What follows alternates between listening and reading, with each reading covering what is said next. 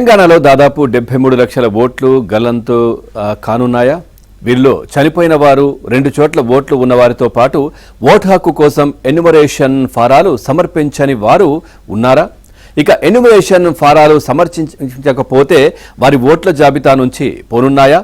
ఈ ప్రశ్నలకు అవుననే సమాధానమే వస్తోంది. ఓటరు జాబితా ప్రత్యేక సవరణ ప్రక్రియ ముగిసింది.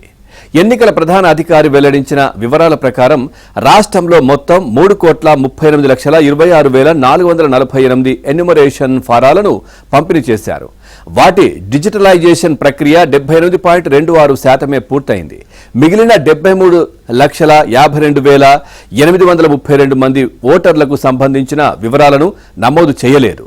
వీరిని ASD జాబితాలో చేర్చారు. అంటే చనిపోయిన వారు, 2 చోట్ల ఓట్లు ఉన్నవారు. ఎన్యుమరేషన్ ఫారాలు తీసుకోని వారు ఉన్నారు.